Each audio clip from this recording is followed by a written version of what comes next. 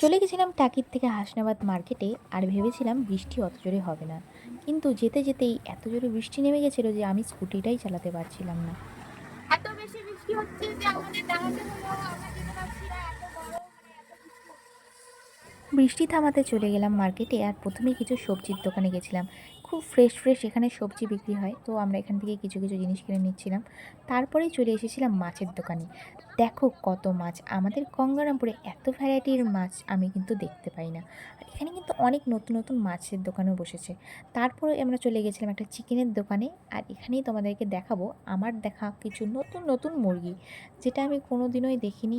আর দেখো এখানে ছিল অস্ট্রেলিয়ান চিকেন, যেটা আমরা নিয়েছিলাম। প্রত্যেকবার ননদের বাড়িতে এলে কিন্তু আমরা এই চিকেনটাই খাই, কারণ আমাদের গঙ্গারামপুরে এটা কিন্তু অ্যাভেলেবেল থাকে না। আর আমাদের চাইছিলাম 2 কেজিতে একটা চিকেন, কিন্তু কোনো চিকেনই 2 কেজি ছিল না, কোনোটা 1 গ্রাম 600, কোনোটা 1 গ্রাম 800। তো আমরা একটা বড় দেখে লাস্টে ওজন করলাম, যেটা 2.5 কেজি ছিল, সেটাই আমরা নিয়েছিলাম। আর দেখো এখান থেকে চিকেনটা কাটিং করার পরে দেখাচ্ছিল আরেকজন, যেটার নাম ছিল কক। বাপরে বাপ, কত রকমের ভ্যারাইটি এখানে পাওয়া যায়।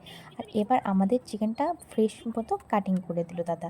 আর দেখো তোমরা কি জানো কে কে এই চিকেনটা খেয়েছো গঙ্গারামপুর থেকে, আর কে কোথায় পাওয়া যায় এই চিকেনটা, অবশ্যই কিন্তু আমাকে কমেন্ট বক্সে জানাতে একদমই বলো না। জানি না কেন এই চিকেনটা ভীষণই টেস্টি হয়, তাই জন্য কিন্তু আমার বাড়ি যাওয়ার পর নর্মাল চিকেনটা খেতে একদমই ভালো লাগে না।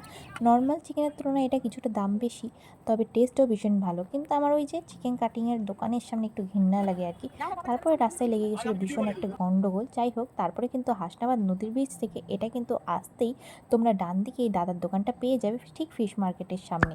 আর দেখো এখান থেকে কেনাকাটির পর আজকে চললাম বাড়িতে।